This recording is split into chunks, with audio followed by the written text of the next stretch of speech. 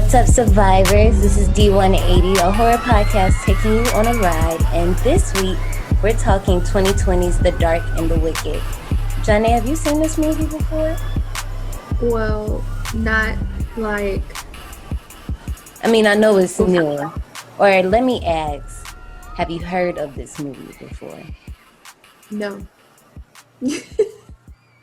I only heard of it when she sent out the list for viewing.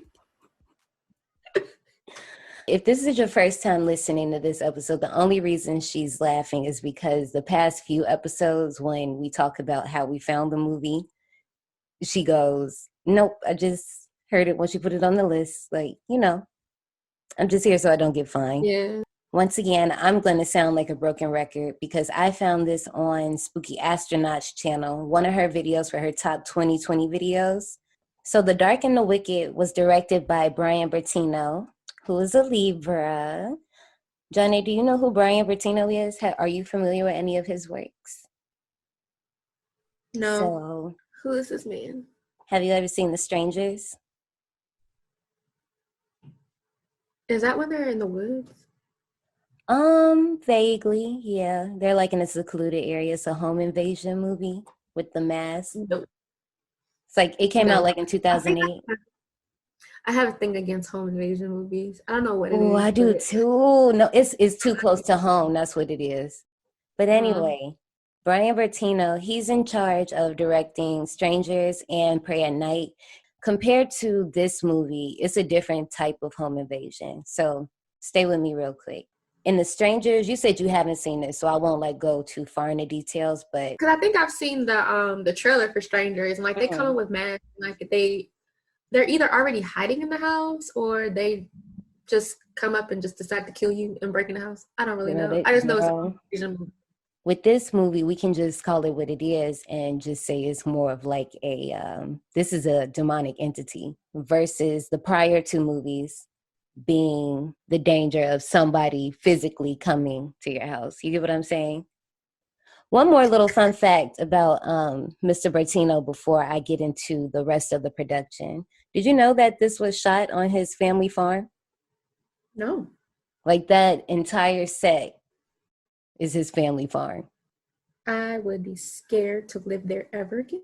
Why spaces like that where you're secluded like that? Even people who live in those big houses like over in Upper Marlboro, Brandywine, those huge houses and your neighbor is like a mile away from you. That's scary. Like, how do you live like that? Yeah, don't like that one bit. Not at all.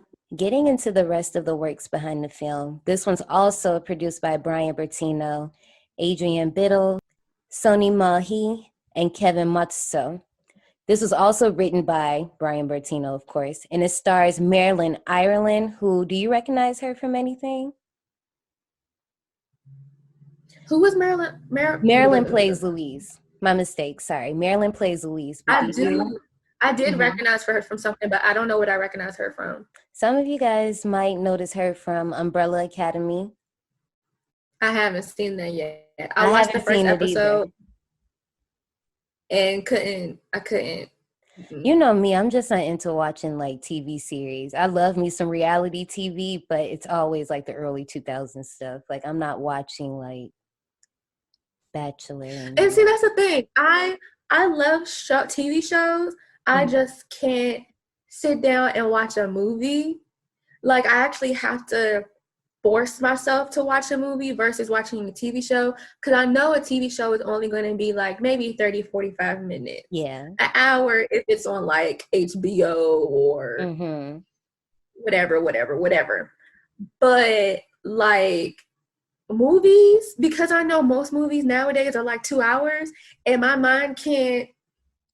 Oh, girl, you're going to hate when we do movies like Midsommar. I had to pause it. Yeah. Didn't you watch that? And do some work. And then come back, huh? Didn't you? Wait, you said you had to pause this movie? Mm-hmm. And work, and then go back and watch it. Because here's the thing. If I watch it at night, I'll probably fall asleep. So I got to watch it during the day. Mm. And sorry if any of my bosses or coworkers are listening to this. But I really don't be doing shit during the day. So sometimes I'll watch TV and then go back to a meeting and then go back to watching something. So that's what happened today. I watched the movie, had a meeting, then went back to the movie. Once again, Janae is at work, so she does not get fined. We should put that on a t-shirt. Like, that is literally my life. I'm here. So Oh no. Oh no. Oh no. Anyway, so yeah, she's on Umbrella Academy. She's in I Am Legend. I don't know what role specifically because I haven't seen that movie in forever. I saw that.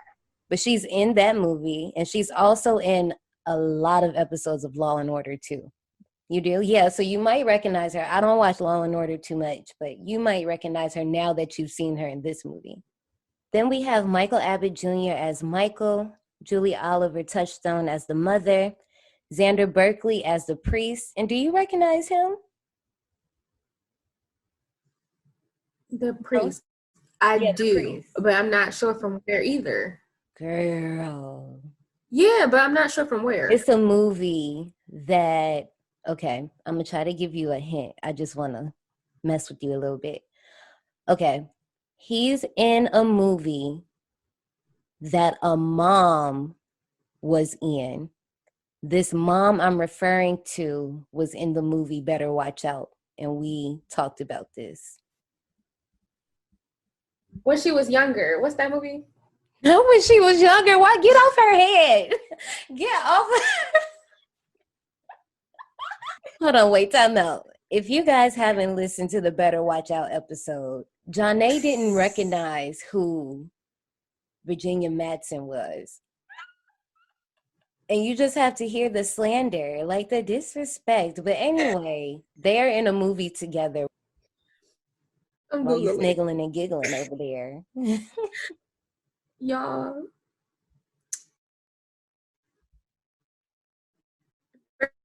Forgive me if I laugh a lot this episode.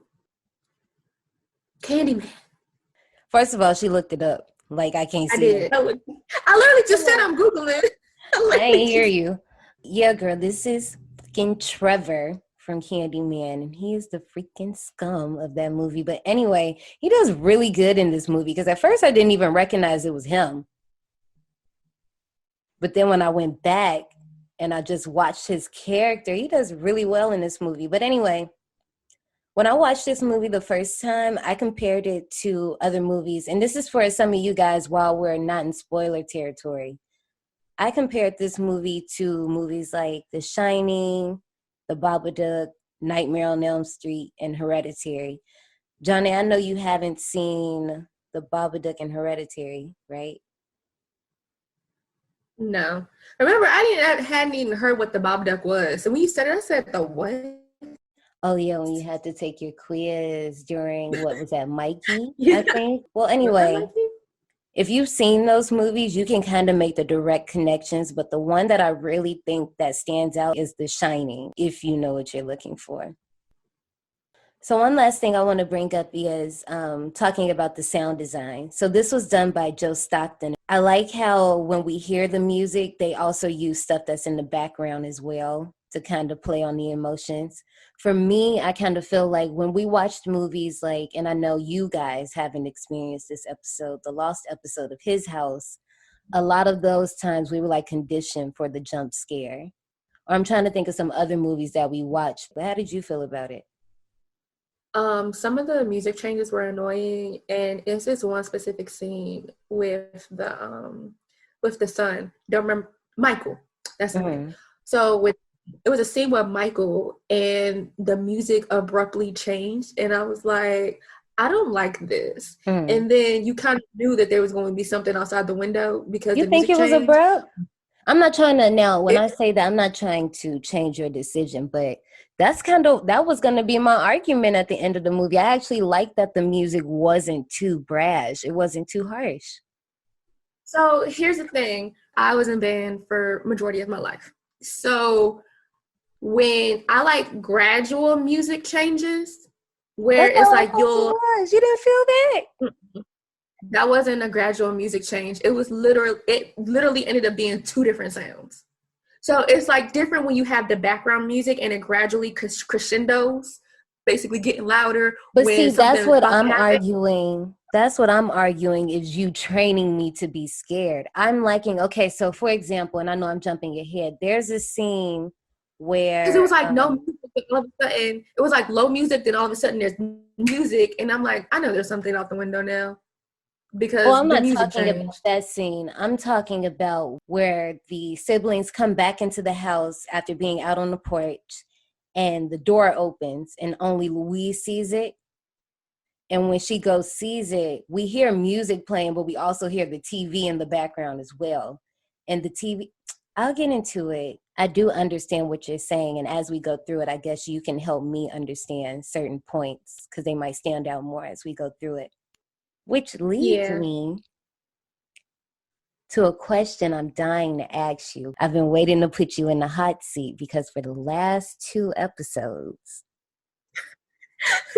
you've been getting me. And sis, now that you told me what you told me, it's like I kind of feel bad, but it's all right. Howdy, survivors. Please keep your tips and limbs inside the vehicle and remain seated at all times. Hang on to your personal belongings, especially your minds and spines. 'Cause this here's a wild ride. So, Janae, I'm scared. don't be scared. We already kind of talked about this a little bit, so I might know your answer, but we're not going to play a game, so you can take a breath. It's just a question. And my question is, it's a would you rather question. Would you rather Okay. Would you rather have your home invaded by a physical entity or a demonic entity? Or not even demonic, just non-physical being. I know how to handle either situation, so Oh, you about that life, huh? I'd probably go with the demonic as of right now. Ooh, only because you bad. um You only bad. because I don't have a gun. It's like if someone physically breaks in here, I'm dead unless I jump out the window. So you're not gonna try to fight. I'm just asking, I'm not telling you to, I'm just curious.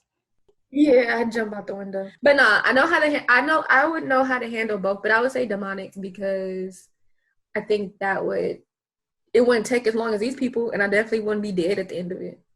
The amount of title cards that pop up throughout the entire movie, I can't wait until James A. Janice. I don't know if you watch Dead Meat on YouTube or follow him on IG, but No.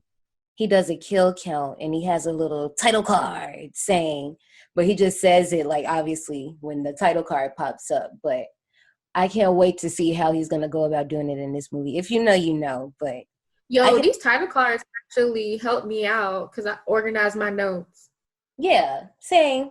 It's just a little tidbit, but I do agree that they do help you move along, especially when you think of the grand scheme of things of how much is happening in one day. When you go back and look at it, you're like, dang, all of this happened on Thursday. All of this happened on Tuesday. Dang, this happened 2 days ago. And then this happened the next day. Well, anyway, let's just go ahead and get into it. When we come back, guys, we're going to be talking 2020's The Dark and the Wicked.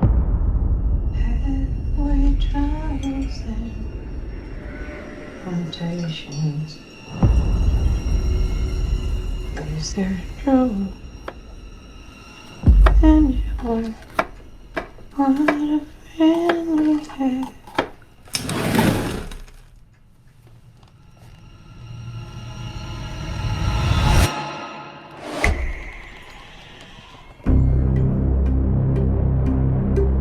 Your mama, she was saying things.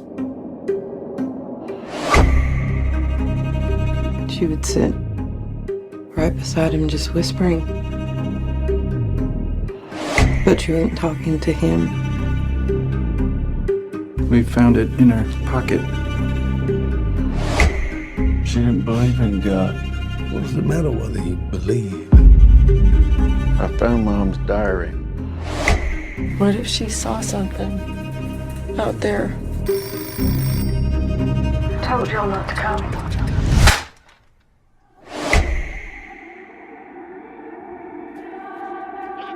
There are things in this world, horrible things, wicked, and they come for whoever they want.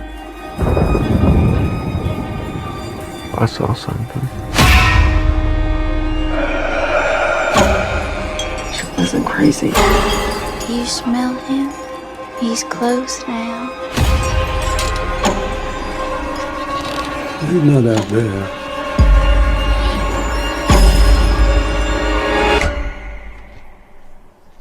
He's already here.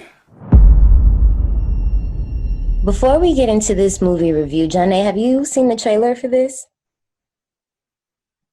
No, I did not watch the trailer only because you told me not to watch the trailer and I didn't watch it. No, you knew I meant don't watch the trailer until after you seen the movie. You knew what I meant. Don't put that on you. But I got sidetracked after I watched it. I mean, no, that's understandable, but no, say that then. Just say that, sis. But no, it gives a real different vibe. This movie set a tone for me because I went in completely blind. Spoiler alert, we're in spoiler territory now. In the trailer, you see that the mom gets hung. You see a few of the jump scares, but the way that the music is, and dang, I'm upset that you didn't hear the trailer. Go ahead, watch it real quick. So I made Johnny take a time out and watch the trailer real quick. Now that you've seen the trailer, if you guys were here last week, Johnny read the plot synopsis for this movie. When she read the plot synopsis, it really didn't give away too much of the movie. Johnny, do you agree? Yeah, it was just one sentence, basically. Yeah. Now, if you weren't here, I have one. I don't think it's the same one she read, but I'll read it really quick, for you, so you can just see how bland it is. So it says, plagued by waking nightmares, two siblings suspect that something evil is taking over their family at an isolated farmhouse. So just reading that, and based off of how many horror movies you might have seen that have something to do with an evil presence, an evil force, or isolation, you get an idea of what you're going to get. Us just reading that, I was like, oh, okay, cool. I don't know what I'm getting into. I watched the movie. It's pretty scary for me, like I'm completely shook up by the movie, but that's because I went into it blind. So when you watch the trailer, on the other hand, I feel like it kind of ruins it because you kind of see everything. Or maybe, do you think it shows you the right amount of things and still leaves you in the dark for other things? I don't think it gives away the movie. Like, the horror aspect of it, like the villain, but not really villain aspect of it. I agree with that. It just shows a lot of scenes, though. Yeah. And the scenes that it shows are like the scenes where things actually happened. Thank you. That's basically what I was trying to say. And I think, as I said earlier, for me not going into it, for me not having seen the trailer going into it, not knowing anything, it's going to hit different versus you watching the trailer. So I would recommend going in blind. Don't watch the trailer, even though we just spoiled it for you, but whatever. So we're in rural Texas, and we see a mom sewing while singing a song about the trials and tribulation and what a friend we have in Jesus. Before we go on, for a second, I thought we was watching the wrong movie. I thought I was watching Spell. I thought this was Eloise's little workshop. All the time, I was irritated with her rendition of What a Friend We Have in Jesus. Ooh. I was not here for it. I was not here for it. Tell them how you feel. And that was the very first thing I wrote. I was like, her rendition of What a Friend We Have in Jesus is not it. It's not it. So after a while, she hears bottles clanging in the distance, and she goes to check on her husband and write in her diary. So while she's writing in her diary, she hears a howling in the distance. And this scene just shows you how alone she is, because it visibly shakes her up. So back in the barn, the bottles are making even more noise, and the goats are starting to sense this. Y'all know animals be the first ones that be on to something. And the sound is coming more aggressive, and they start to panic. And did you see that? Please tell me you saw that. The thing in the middle of the sheet? Girl, I was like, what the is that? Yeah. And it happened so quick that I didn't know if I really seen it. Yeah, that was the first thing I said was, so what the fuck is that in the middle of the sheet? Yeah, I literally wrote that in big letters. So if you've seen movies like, and I guess you can loosely compare this to The Exorcist. If you've seen the first one and they like flash Pazuzu's face at the end, but it's like, it's not too long, but this was like super quick. This was like blinking, you miss it. And then it's like, this movie also does a good job at using its wide shots really well. So if you're not really looking in the right area, you can easily miss it too. So back in the kitchen, Mom is chopping up onions and we hear a shuffling noise. Before that, though, I'm thinking that the little contraption that was blocking the barn was I was thinking that it's to keep spirits out because it has like the horseshoe or whatever to alert. You think or so? Maybe it was for wolves or coyotes or something. I don't know, but that's what I thought because no, you're right. You're right. Well, okay, no, I'm not saying I don't know about the warding spirits away because you could be onto something there, but you're right. It is for letting them know. It was still got in between the sheep though, so I was like, yeah, I feel like it was pretty close. Like at that point, if you hear it at that point, that's kind of like, it. But back in the kitchen, Mom is chopping up onions and we hear a shuffling noise. A chair has been moved from under the table, but there's no one in sight to move it. As Johnny adds, yeah, she actually does turn around and notice it. It's one of those long shots. And yeah, because I didn't, when I was watching the movie, I knew she heard something and she turned around, but I didn't realize that she turned around because the chair was on the floor. I guess I didn't see that. It could be because it happens twice in the movie, and I'll point it out and you could tell me if like maybe that's what you were thinking of. So then we get our title card right here. This title card number 1. It's Monday. First off, I wish I could cut onions that perfectly. Okay, this is a safe place. Is it anybody else that's like, is some vegetables you just can't cut the right way? And I say that in air quotes. I just cut it how I cut it. I'm the one eating it, so.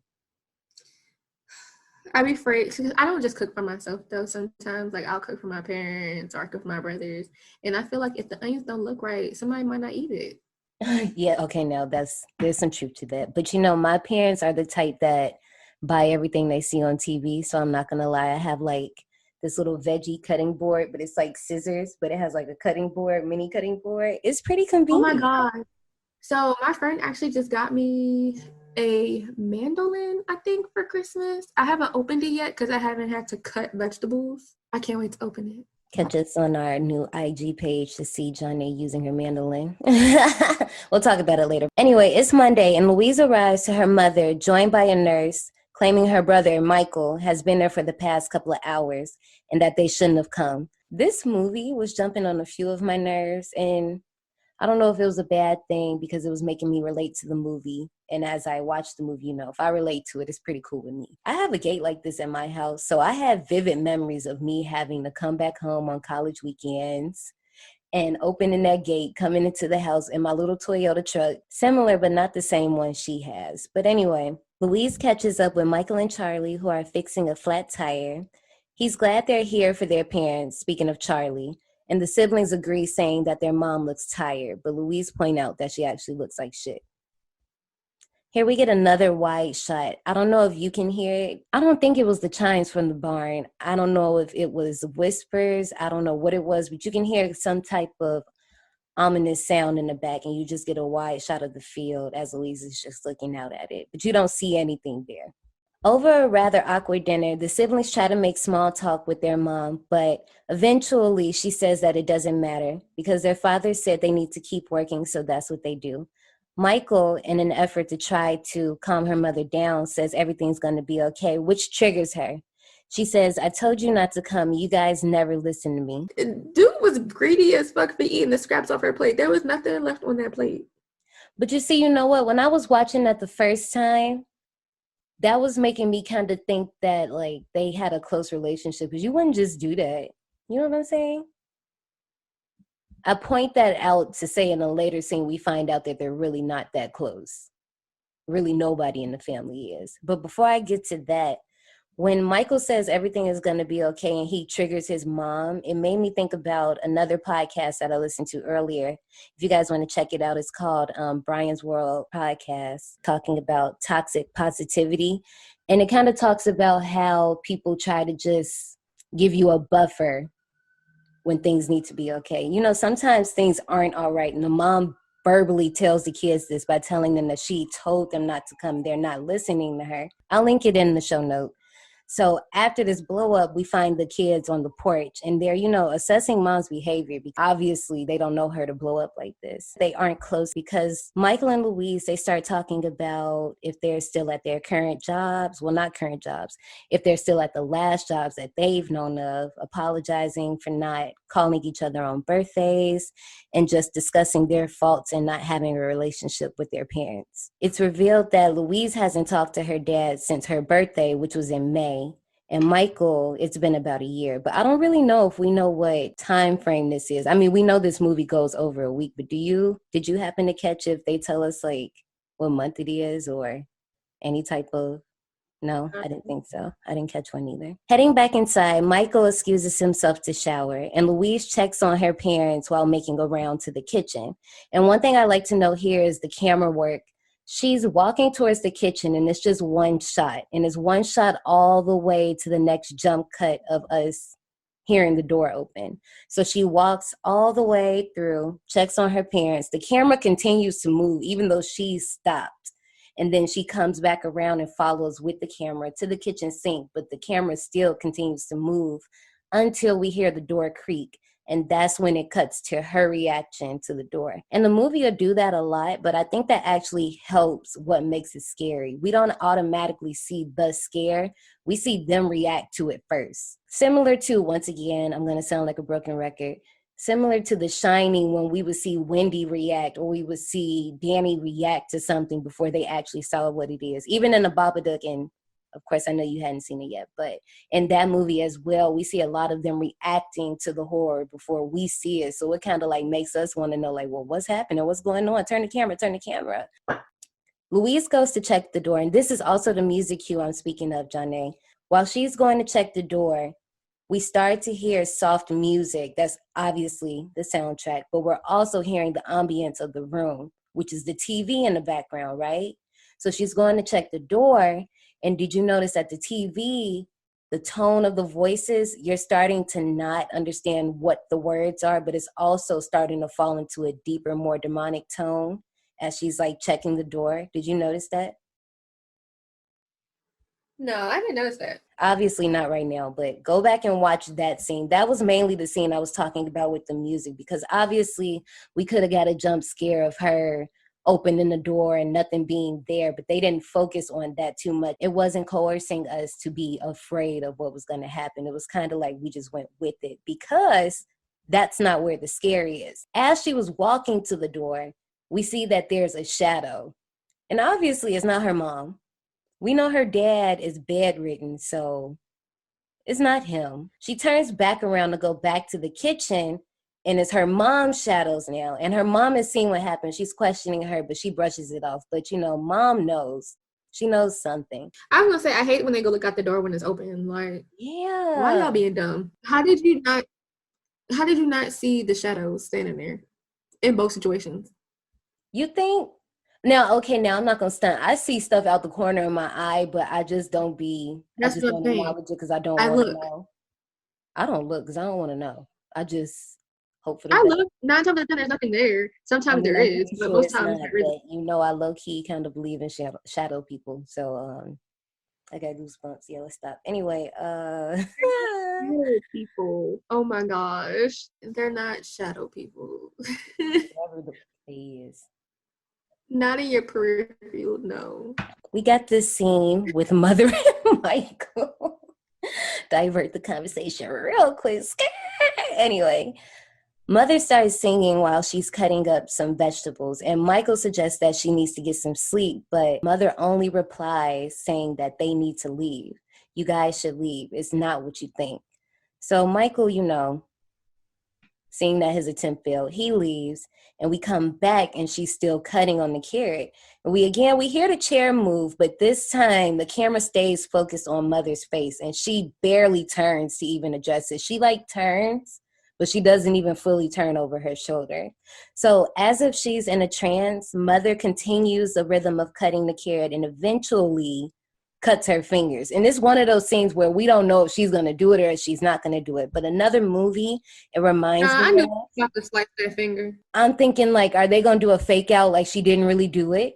But before I continue, I want to go back. I was about to say that this scene reminded me a lot of the scene in Carrie. It was very De Palma when Margaret was cutting the carrot and it just zoomed in on it. But it got me that vibe, but I just didn't know where the danger was going to go. Because when the scene starts and she's cutting the carrot, it flashes very quickly between her and the carrot. Once she cuts her appendages off, first of all, she cuts below the knuckles, the second knuckle at that. So it's really just a nub. And I say that because I want to point something out later. But then she just minces the rest of the pieces that's already severed into pieces.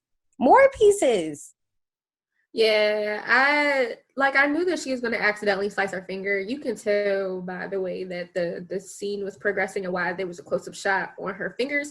But her chopping up her fingers like that was OD. Like, I was not expecting that. I also want to know why it's cutting up vegetables in the middle of the night when everyone is asleep anywhere. Like, what are you doing? I know I'd be doing things in the middle of the night, but vegetables? Nene, what? People do that. I thought that was so normal. No. I felt that was like so normal for a mom just to be like prepping vegetables or prepping some type of food like at night, like when you just got time to do it to yourself. Like that seemed normal to me. You probably just don't do that. It's okay. Different folks. My mama ain't do it either. Different folks, different strokes. Okay, just because your mom, that's your family. You don't know what your neighbor's doing. It's probably them people next to you right now. Somebody probably, what time is it? It ain't that late, but they might be doing it. They might be meal prepping. I meal prep on Sunday. That's you. Meal preps on Sundays. We cut to a Tuesday title card where the siblings notice the trail of blood and they instantly start searching for their mother. We find out that the mother hung herself in the barn where, we spent a lot of time with the goats and the little demon that's up in there. The moment Louise noticed her is heartbreaking. Our view is from the barn, but we don't quite see mother hanging yet. But the camera is slowly starting to pull out as we see Louise running around, kind of in the background. As she gets closer and she just freezes and looks at her, that's when it starts to pull out and we see her. The two cut her down and we notice that Louise brings over a tub so they can actually get the leverage to bring it down. And it cuts straight into our Wednesday title card. I actually liked how the sheep jumped out the barn at the right time and busted to the morning stuff. Just imagine trying to do that with all of them in a way. When we cut to our Wednesday title card, they're sitting at the table and we keep getting a close-up of that same chair that kept sliding out. Did you notice that? And it would jump cut to it. Kind of like, once again, how I noticed the close-up of the chair, but I was just thinking that the close-up of the chair was because that's where the mom sat and she's dead now. Yeah, I can see how you could take it like that. I just noticed that it was that same exact chair that kept being pushed out. So arriving late to her shift, the nurse shares her condolences, offerings. She makes them a roast and continues to tell the mother's condition before, all this stuff went down. She said that she was seemingly speaking to the dad, but after a while, it was evidently clear that she was whispering to another person. She continues to give them options for care for their father, and Louise agrees to stay there and watch over her dad, provided the nurse will be around in the morning. Later on, exploring her mother's studio area, Louise discovers a wedding dress her mom had been working on for her. I thought that was so sad. And that dress was so pretty. Oh. I was like, okay, never mind. Maybe she ain't noticed it. Never mind. Yeah, I didn't notice it. It was kind of like that prom light blue, almost like a Tiffany blue, but very, very satiny faded color. And it had a little embellishment around the waist. It was very cute, very simple. After a short work montage, Louise, Michael, and Charlie, on their way back to the house, stop along. I don't know really what they were looking at. I was trying to figure out what that was. I don't know if it was like an old family pet that was buried or something. Do you know what that was that they were looking at before they got in the argument? No, I couldn't tell what was up there. And then I rewinded to look at it and it looked like scraps of stuff. And so then Yeah. I'm like, what was she bringing up there? Sheep? Like, was she Yeah, I was sacrificing sheep? confused. I don't know. Yeah. Well, anyway, a small argument happens between Michael and Louise, talking about how they should have embraced her mom and actually listened to what she had been saying. I won't say this close to home, but I can imagine that process is very stressful, especially when you're trying to find answers for something you had no awareness on. And I just like how after the argument is very short and simple. It's not too dramatic. It's not too dry. I like the embrace between Charlie and Louise. Like, it doesn't have to be too dramatic. It's just an understood, I know you need somebody right now, and we move on. And I feel like they do that really well with this movie. A lot of scenes we don't have to dwell on. I'll point some more out later, but I feel like they do a good job of making background scenes exactly background scenes and not overdone. Later on that night, while in the shower, the door creaks open. Louise, thinking it's Michael, asks him to leave. Pulling back the curtain, she sees her dad and is scared shitless. And this scared the crap out of me. This was also in the trailer, but one thing I will say I didn't like was the little CG shaking head thing. I feel like they should have just revealed him, then showed her falling to the floor, then cut back to him pissing himself, and then back to her screaming, "Dad's in here!" And then that would have been it. I didn't need that CG head. That jump scare was the only jump scare that got me out the whole movie. I kind of figured that they might fake us out. Maybe. You might be right. The movie might have shocked me more than it scared me, but I don't know, because after I watched it the first time, I was thinking about it for a little bit, and I had to walk around with a flashlight because I wasn't trying to see stuff that I was imagining I was seeing. Anyway, cowering in the corner of the shower, she yells for help as Michael comes, revealing that Dad hasn't moved. He's been in his bed the whole time. Not knowing what to believe, Louise denies communication and dismisses the situation as stupid and goes back out on the porch. Joining her, Michael comes across Mom's diary, and despite Louise again declining communication, shares what was on the very last page. "I know he's there in the darkness. Help me, please. He's killing David. He can't breathe anymore. There's nothing I can do to stop it. Devil, devil, devil. He wants David's soul." And here, I like how they don't make a big deal out of it. You just see the reaction on Louise's face. You see Michael just staring out into the blank open, and then we cut to another title card, A Thursday. So now the two, I don't think they're in the barn where she hung herself. I actually think they're like at that work site. I'm not too sure where they were because the mannequins were there too. So they might have been at the barn, like in her little studio or whatever. Michael questions, how did she even hang herself? How did she get up there? The cops say that she used the tub to hang herself, but we all clearly saw that it wasn't moved until Louise brought it over. And also, you got to consider, and this is why I said that she cut her appendages below the knuckle. How was she able to grip the rope and tie it if she cut off her appendages? Now, I know she only cut them off on one hand, but to tie a rope like that and do all that, no, you need a little more grip than just this bottom half of your finger. I mean, I don't know. Maybe your thumb, like, I don't, look, no discrimination, but if there's somebody out there that can help us enlighten me on how this can be done, I'm just asking. So that I'm agreeing with the siblings and raising questions. I'm trying to figure out how she did this herself. Louise begins to read another entry out of the diary. "The voice is in my head, his voice. He makes me want to die. I locked the door, but he came inside the room. I want David to wake up. I grab his hand, I squeeze it. I wake up." Then we hear Michael telling her to stop because this is a lot, honestly. She continues, "That sound, so many miles. He climbs on the bed. He hurts David. I can hear him." Again, he asks her to stop. She doesn't. "I see him. He laughs. He laughs at me. He kills me. I'm already dead. I'm dead." On to the coroner's office. They're given a bag that's filled with what the coroner recognizes as Sunday school crosses. I've never gotten these in Sunday school, so I was not familiar. The coroner telling them that she must have collected them, but they disclosed that she couldn't have because she doesn't go to church. Then we get a nice little shot of her amputated left hand.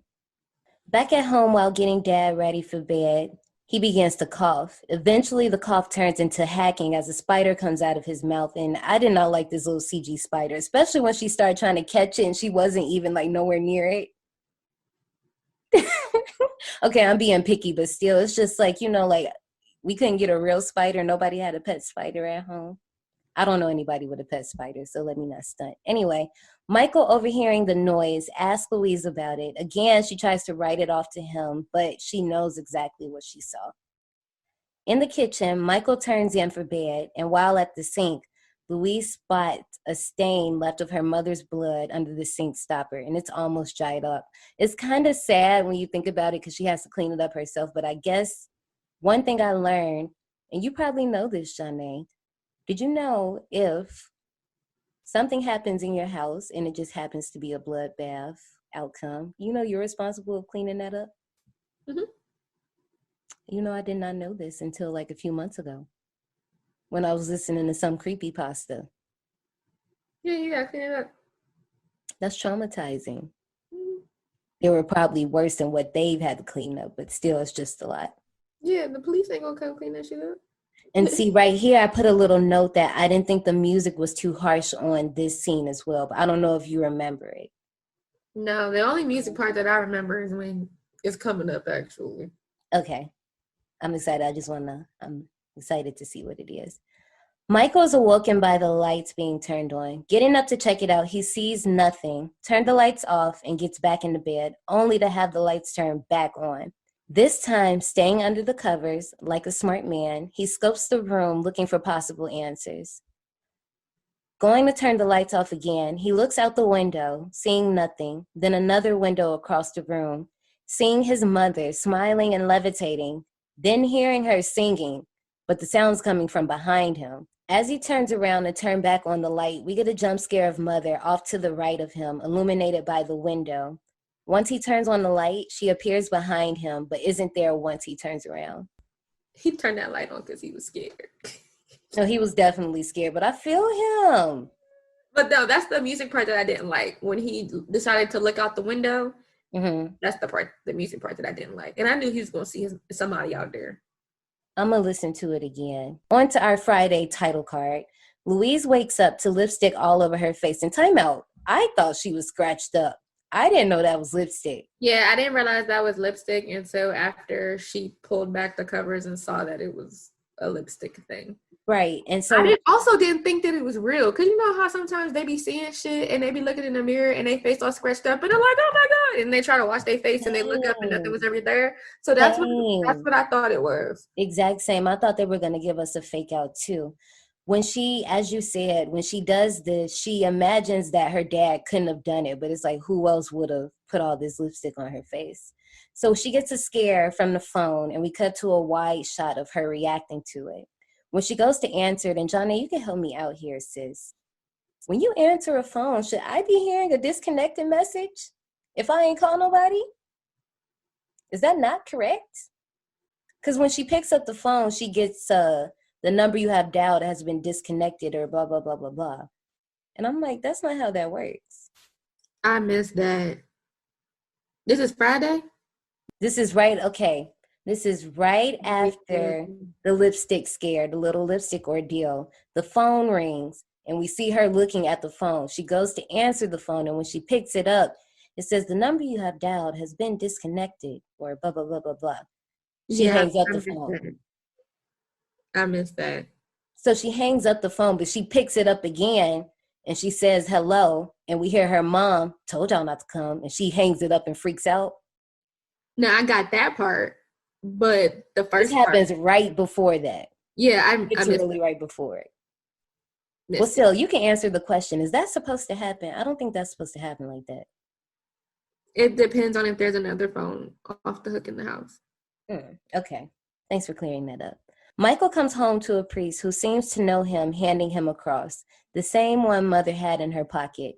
Later on in the house, the priest talks to the siblings, but we cut to him reading the diary. I won't know if it's them. I hear their voices. They call. What if it's a lie? He won't stop. They will die. They were dead already. Spiders on my face like tears. And as soon as he says this, we get a shot of Louise and we realize that she really wasn't tripping and that spider was real. But it's just a slight confirmation. He claims mother was scared and all alone when he began to see her. But in all, he was here for her and wanted to meet the siblings eventually, knowing how much the mother loved them. Denying his help, Michael maintains that it's the priest's fault for pushing his religion onto their mom. Louise and Michael consider these thoughts, considering the diary entries have just progressed wildly, and the ideas have to have come from the priest because their mom nor the entire family believes in God. The priest continues, you think the wolf cares if you believe he's a wolf? Not if he finds you alone in the woods. Still convinced that this is seemingly his fault, Michael asks the priest to leave. The priest continues, pushing his button. And I like this scene because once obviously you've seen the movie at this point, we realize that this is actually a manifestation of the devil. And it's kind of clever that we think he's the priest, but once you think about what he's saying, it's pretty dark. He says, she needed someone. I think you both know that now. She was alone. They both were. I didn't do that. I helped. And then once he says, yes, I did, it's even more creepy. It's just like, damn, once you think about it, he really aided in ending this family. But putting his hat on, the priest asks about the father, saying he thinks about him a lot. Michael, testing the priest again, asks him if he believes the devil is out here and is given an answer that shakes him up. The priest says, you think she's crazy because she saw a wolf? He's not out here. He's already here. And with that, he leaves. And the way they frame him with the light from the door frame and the natural lighting in the house, you just know that like something's not right. I didn't know if I really suspected he was the devil the first watch. I still thought that he might be the priest that probably like gets killed because he's a priest. But that scene really just made me freak out a little bit. Anyway, later that night, Louise heads out to the barn, but we cut in on a conversation between Michael and his wife, Becky. He's telling her what a mess this has been and saying he has no one left, which is very rude because you have your sister and your dad.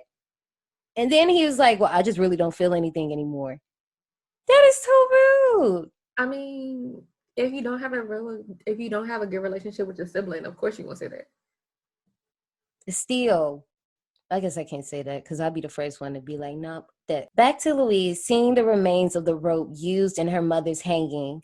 With her mother's diary in hand, Louise begins to read. In this scene, when she starts to read the diary, is that somebody behind her or is that like a bucket? Do you know what I'm talking about? No, when she was in the barn? No, now, not the scene that we're about to get into. When she first starts reading and she's like, he is watching. And we get a shot of her in like the bottom right corner. But if you look over to the left, it looks like someone's standing behind her. I don't know. So it's just a little something. It might be a bucket, but it might be just meant to look like somebody's there. I'm not really sure if it's a person because later they do this scene again and it's actually a person there. I'll point it out later. But anyway, she says he is watching. He's wait. Shit. Anyway, she continues to read the diary. He is watching. He waits. He is everywhere. The bottle suddenly began clanging, startling Louise, and while her back is turned, her own shadow transforms into a different shape and continues to grow over her. But I really like that she didn't turn around and see it. But then I also don't know if she saw something in front of her. So it's kind of like you don't know what to even like be scared of. And that's what I think this movie does well. And I know I keep saying that, and you probably can gauge where my rating is going to go. But this movie cleverly scared me, especially because I watched this like at 11 o'clock at night. It was super dark.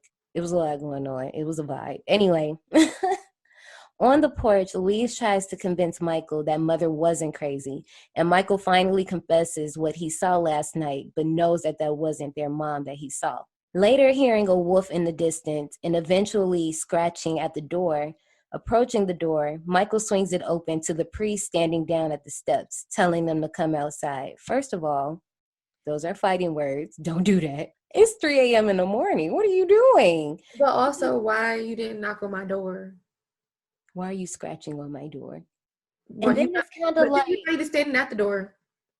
then it's just kind of like, why would you answer the door? If someone's scratching at your door and I pull back the blinds and I see somebody standing down at the bottom of the stairs, who's scratching the door?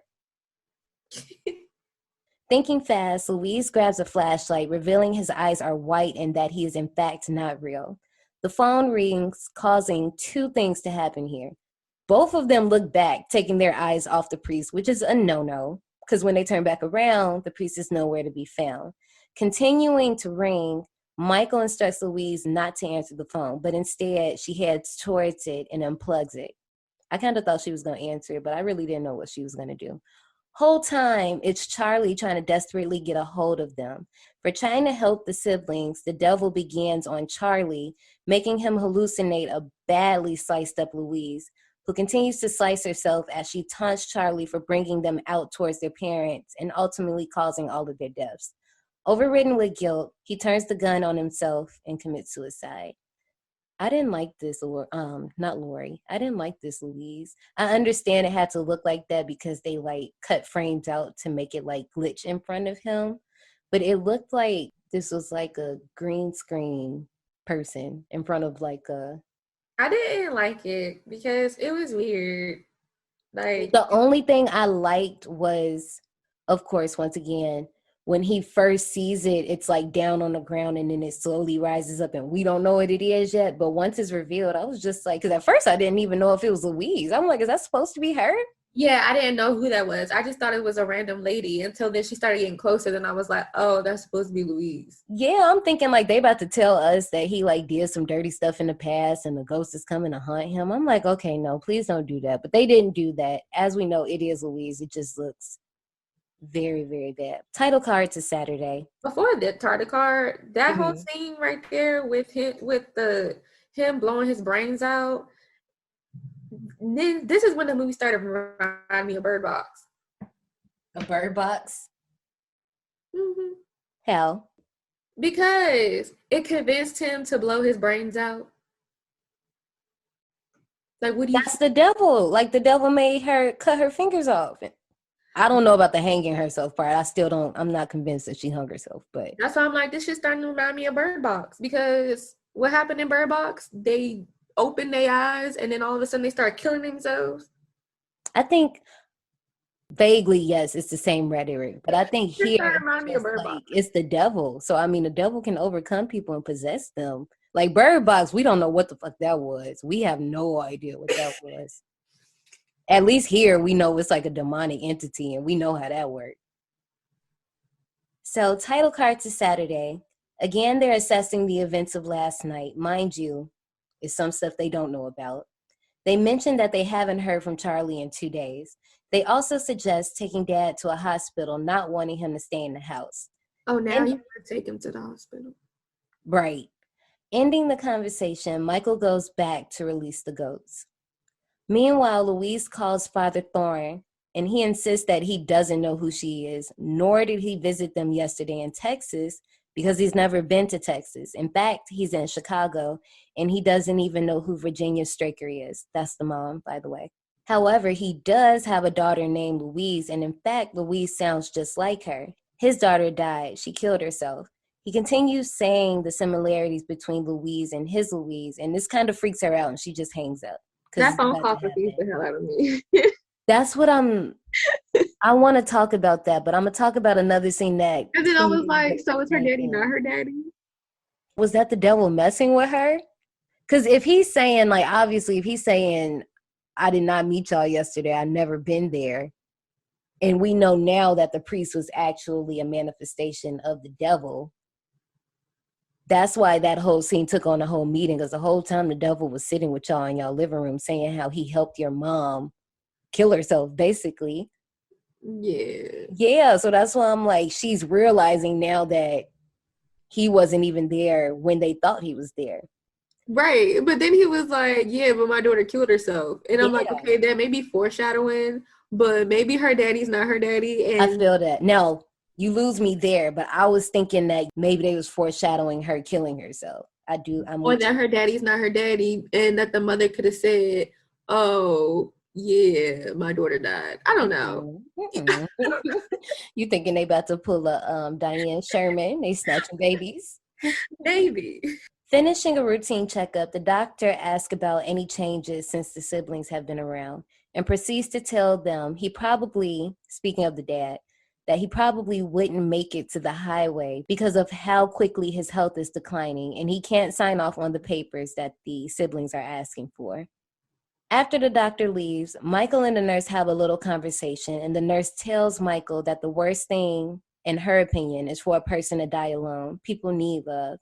She continues to tell him that she can see the fear in them and also feel the fear in the house. Although they don't believe in God, she does, and she knows that there are horrible things in the world that comfort whoever they want.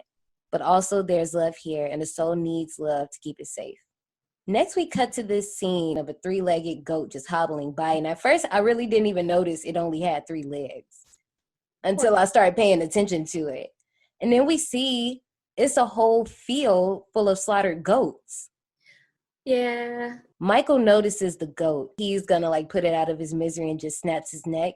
I like that they don't show it to us. I like that they just instantly cut to the field of goats, like them walking up through the goats. I just want to know what killed them all. Because Louise points out that it couldn't have been wolves. Wolves wouldn't do it like this because it is a massive amount of goats slain out in the field. And I'm mad that this is. Have I been saying sheep or goats this whole time? It doesn't matter. Oh. I mean, they're not the same animal, but people, you guys know what we're talking about. I was like, it's on IG. I thought it was sheep. But I thought it was goats. Because, no, they were saying goats because little baby goat, little bat. Yeah, that's a goat sound, ain't it? Is that a sheep? Bye, sheep. No, it was a goat. That was bye, a goat. Bye, little black sheep. No, it was a goat because I make a note about, how that rhyme? I make a note about one of them doing something, and I made a note about the cute little baby goat that we're going to see in a few seconds. But anyway, Michael vocally says again that he has to call up another doctor in town to move Dad. And Louise repeats once again that she told us not to come. Then we go to this beautiful scene of Michael throwing the carcasses into this like burning fire. And I'm kind of wondering, like, did that like, okay, this could be a stretch. You know how you like make offerings? Do you think this brought the devil closer? Them like throwing all those goat carcasses into the fire. Into the fire.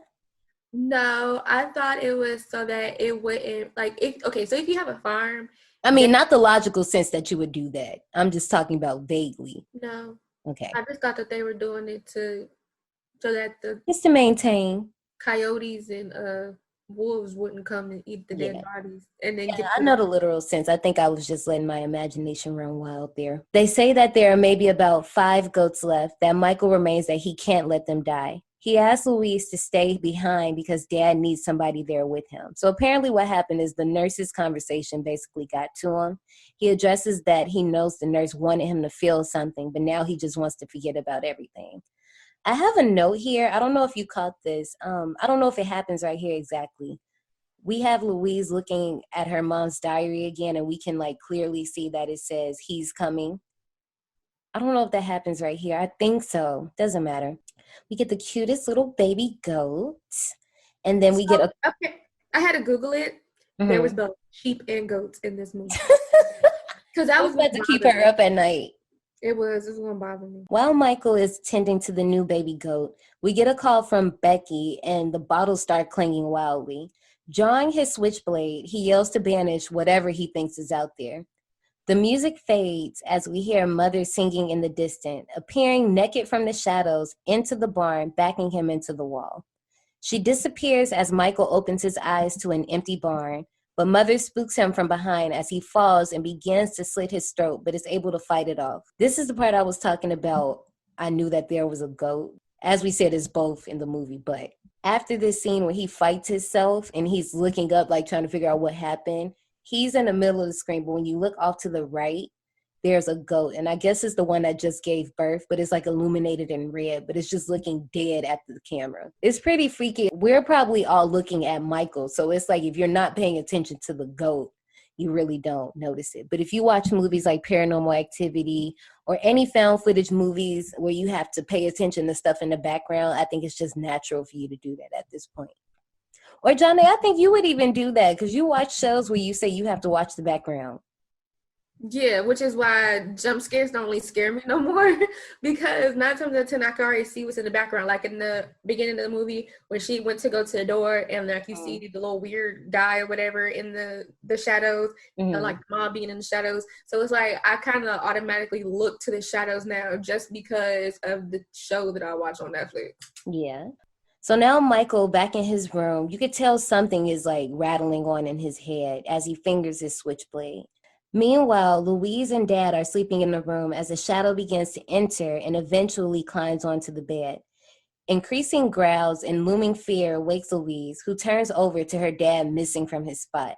She turns back on her back only to hear him gasping from air from the ceiling, Babadook style. That one got me. I heard the sound, so I knew he was about to be on the ceiling, but it's something about us once again seeing her react to him. Because I guess I didn't know if we were just going to see him. Was it going to be New Nightmare style and we actually see the demon and him, or just the demon up there? You don't know what you're going to see yet. But anyway, she's scared stiff until a voice snaps her out of it, yelling, "Get away." And we cut to a title card of Sunday. But what makes this title card different from all the other ones is we still hear her breathing from not Saturday. Oh, I guess it is Saturday. We still hear her breathing from the night before into the morning. Finally waking up, she checks her dad and she notices the scars on his neck. And looking for Michael, there's a knock at the door that makes her audibly react to it. A young lady outside, introducing herself as Charlie's granddaughter, comes to tell Louise about Charlie's passing 2 nights ago and gives her condolences to the family. Hearing her father cough, Louise invites the girl in, and at first it seems like the girl doesn't want to come in, but she comes in anyway. And then she asks, creepily by the way, if Louise... Okay, never mind. She asks if Louise can smell him. She can too. He's close now. He's rotting. Louise begins to realize what's happening, runs to check in on Dad, then back out to an empty room. Again, it's like, again, why take your eyes off of what's happening? I know they realize that these are hallucinations at this point and that they aren't real, but it's still, I don't know, because I don't know how I would react myself, but I feel like I wouldn't take my eyes off of a thing that's supposed to be scaring me. We get a well-done jump scare. Louise comes out and doesn't see the young girl. The young girl's behind her, still taunting her. Louise falls to the floor, and then the scare of the girl appearing right next to her, but her eyes are blacked out. I like that one a little bit. But I can also tell that the girl that played this part, she had fun doing that part. She said, look, I know I'm only in this movie for about 3 minutes, but I'm going to make it the best 3 minutes. Arriving late again, the nurse immediately, sensing the negative energy, lights a candle, sitting it on the nightstand. Blowing up his phone, Louise learns that Michael has left her to take care of Dad alone, telling her his family is what's important right now, and telling her Dad is gone. This can't be changed, and she needs to save herself while she can. I was wondering when he was going to leave. I knew he was always going to leave. He seemed like the most stable one. Really? Yeah. I never saw him staying. I wouldn't stay. As Louise is having a full meltdown, the nurse is overhearing this. As she's overhearing it, I couldn't tell if she was laughing or if she was starting to frown. No, but I was trying to figure it out. It was like a twisted one, so yeah. Yeah, like she started smiling like she was evil, and I fully expected. Oh, keep going. No, I'm with you. I was trying to figure out, was it a smile, but then was she having a moment of realizing that she was like being taken over? Because she starts hearing whispers. I knew it was a sinister smile, and right. I was like, well, keep going so I could tell you. Okay. So hearing later on, we hear screams and Louise runs into her dad's room. She stops, but the camera continues to move and we see that the nurse has actually stabbed herself in the cheek and then continues to stab herself in the abdomen and then full on attacks Louise, knocking her unconscious. Okay. So I thought that she was going to go out there and kill her once, you know, she started smiling sinisterly. I did too. You saw those knitting needles. I thought she was going to go out there and kill her. Same. I didn't think she was going to sit there and stab herself. I didn't. Same. Then the nurse continues to drag Louise out while praying, claiming to hear and feel the presence of Jesus. Then continues on stabbing herself in both eyes, holding her hands up, smiling, and eventually falling over, dying. Michael eventually making it home, hearing a record playing, but the house is otherwise quiet. We get scenes of like people's rooms, and you can clearly tell that people have been here, but where are the people? Calling Becky's phone and hearing it ring, he follows the sound until he walks in to find the girls murdered by Becky, who has also slit her own throat. Overwhelmed by the gruesome sight, Michael slits his own throat only to find out he has hallucinated the entire scene. And as he bleeds out, Becky and the girls walk in finding his body. Dumbass. I knew something wasn't right. What reason would she have to just do that? It just didn't make sense to me. I was like, so did this happen to her after she called him? Mm-hmm, exactly. I'm like, so in my head, if you know that you've been seeing hallucinations, what would make you think that this made any type of sense? I understand he was probably already in deep thought. He was probably very vulnerable. So by the time he's seen all this, it was just a lot to handle. But I'm like, you had time to react and assess the situation. Back at the house, the phone rings in rhythm with Dad's breathing, bringing Louise back to consciousness. When she gets up and she's looking at her dad, did you see the priest in the background? Standing right there? No? You didn't see it? John Day, okay, so she's sitting there. Obviously, the dad's in the bed. He can't get up. She's looking at him and she's like, I got to get out of here or something like that. Like she's saying something. I can't really remember what she's saying. She's right in the screen, but the priest is behind her, but he's like faded out. Like if this was a portrait mode photo, he's the portrait mode that's blurred out. But his shit, I swear I'm not crazy. He's right there. She exits the house and poor thing, she like falls down the stairs, like crashes onto the ground. She hears her father's coughing and knows she just can't leave him alone. Returning, she starts to hear Michael call her name, but realizes it's all in her head when the sounds begin to mix. Oh, wait, yes, I did see the priest in the background. Okay. See, because I'm like, okay, now the first time when she was reading the diary, I didn't really know if that was a person or if it was just like a bucket, because we're in the barn, you know, sheep, goats, food, all of that supplies. But this time I knew that that was a person. Anyway, protecting her father, the candle flame finally dies out and she witnesses her dad pass on. Without a moment to soak in what just happened, she too begins to hear her mother singing. Enticed by this, the devil, in the form of her dad, gets her as well. And that is the end of our movie. Oh, and we get an end title. But it's so funny because like you didn't even see her dad do it. You saw a little weird guy's face. I didn't know who it was. I was looking, but you know, her dad had a little bit of white hair. No, it was the same person who was on top of the father when she was having that nightmare, and the same person who was in between the sheep and the barn.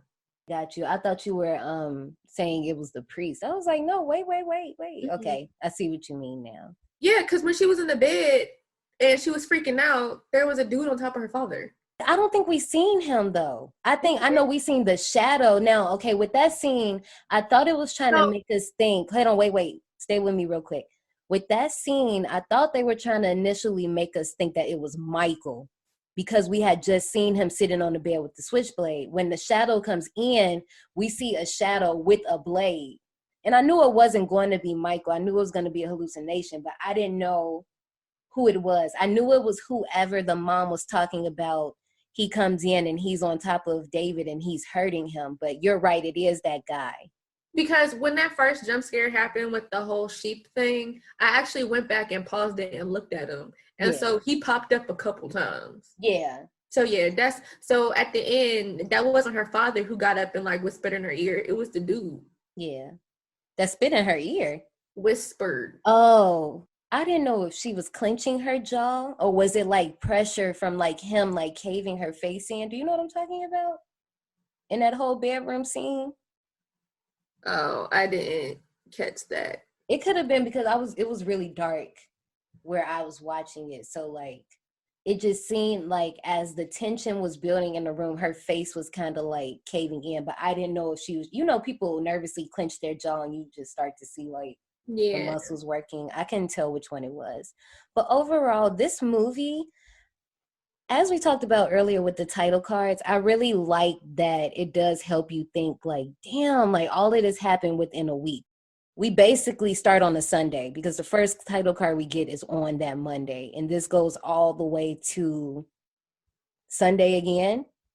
Like, this is a whole week's worth of unfortunate events. Shout out to Lemony Snicket. It's a lot to handle. You got, what? I was about to count all the deaths, but then I guess you got to count the whole cast. Everybody dies in the end. Yeah, basically. Although I don't know if this will be a movie that I watch often as I do others, I do think this is one of the scarier ones that we've watched this month. What do you think? I didn't think it was scary. You didn't think it was scary? No.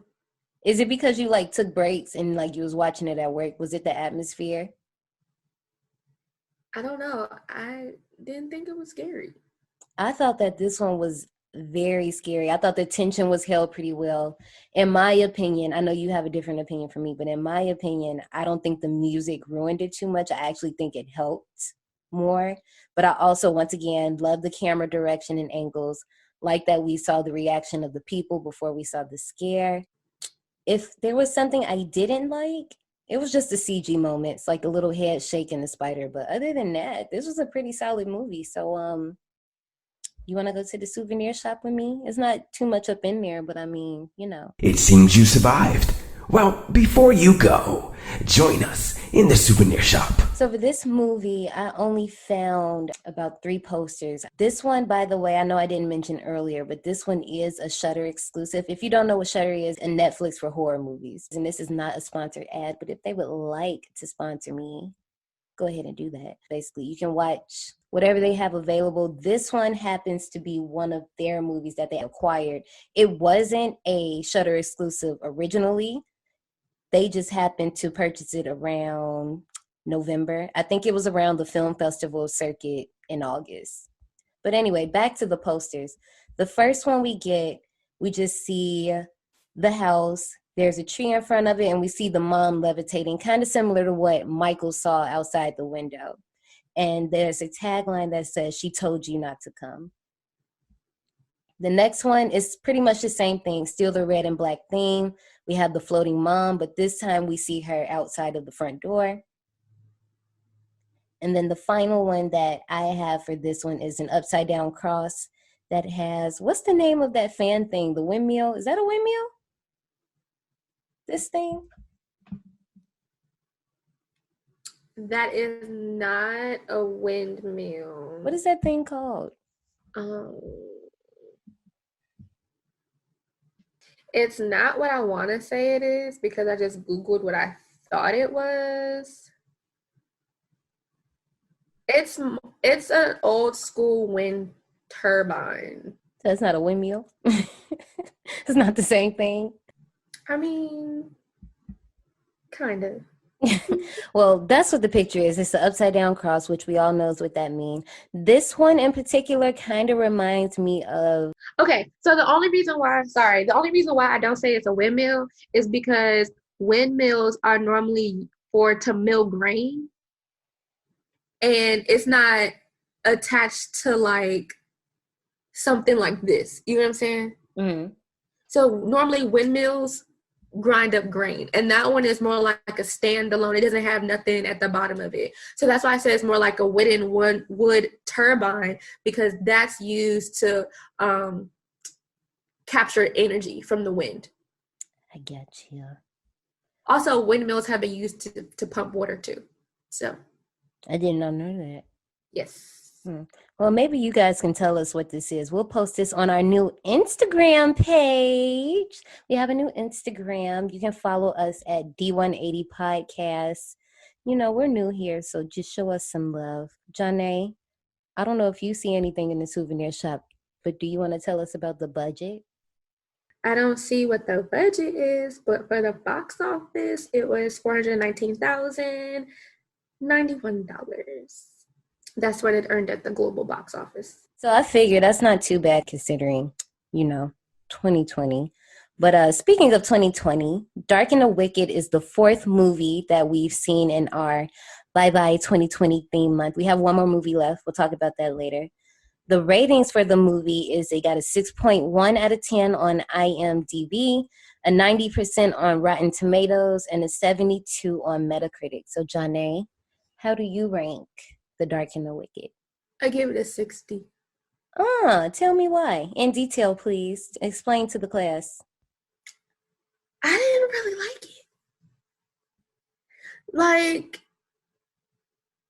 it didn't really capture my attention. Mm-hmm.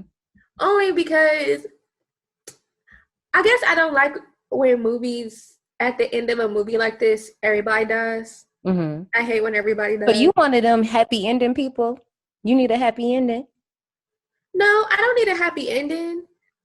But like, because don't you think it would have been more messed up if one of them lived and they had to live with the guilt that everybody else died and they survived? No,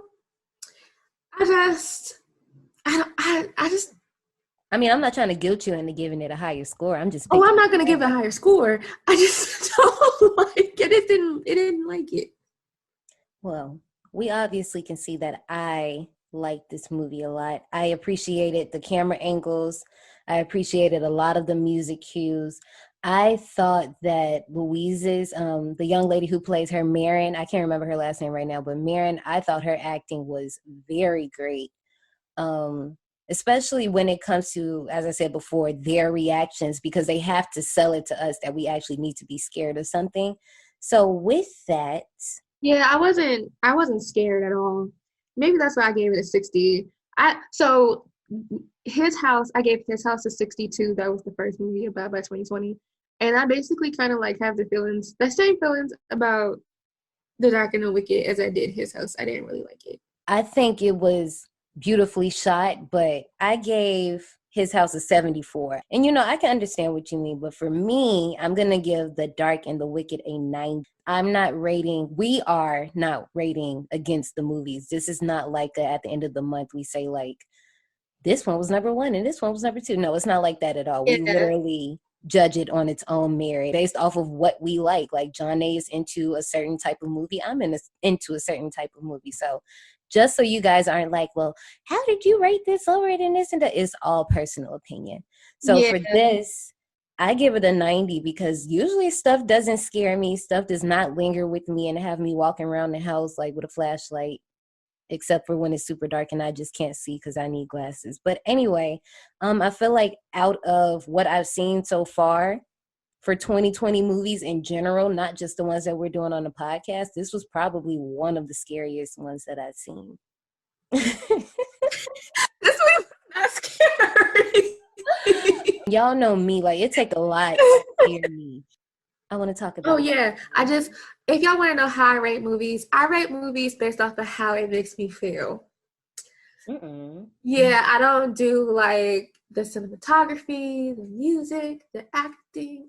You gotta consider all of that. That's how the rating goes. You have to consider it all around. Well, I mean, I guess it's fair to your feelings towards the music, but I'm saying you can't like just discredit all of that. Like, it's kind of like, I feel like, it was cool, but I just wasn't a fan. No. When you say that, you make me think like, okay, if I gave you a score sheet for a movie, you just like said, fuck all these boxes. I'm just filling out this box. Here you go.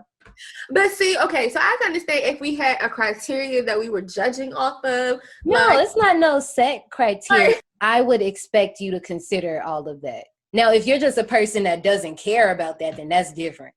Yeah, I don't really care about that. Yeah, see, I am. See, I'm into like the mood and the atmosphere because I feel like it contributes to the movie. Yes, and that atmosphere and the mood of the atmosphere helps contribute to how some people feel about the movie. It helps create feeling. Like that mood and atmosphere made you feel scared. It didn't make you feel scared. No, I'm saying when you first said it, you said that you don't count the music and blah, blah, blah, which is... No, I'm saying like I don't like...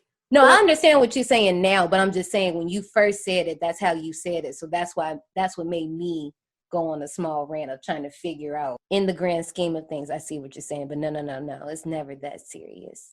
But anyway, people, we have one more movie to watch in our Bye-Bye 2020 theme for the month. We're going to be reviewing Lee Whannell's The Invisible Man. But before we go, you, for the third time tonight, need to go follow our new IG page. That is D180 Podcast. Just come hang out with us, chill with us there. If you want to give suggestions for next month's theme, which is Love is in the Scare. So this is just any type of strong love plot horror movies. It does not have to be a Valentine movie. You can email us at destination180podcast@gmail.com. And other than that, Miss Johnny, we can bounce up out of this park. You ready to go? Yeah, girl.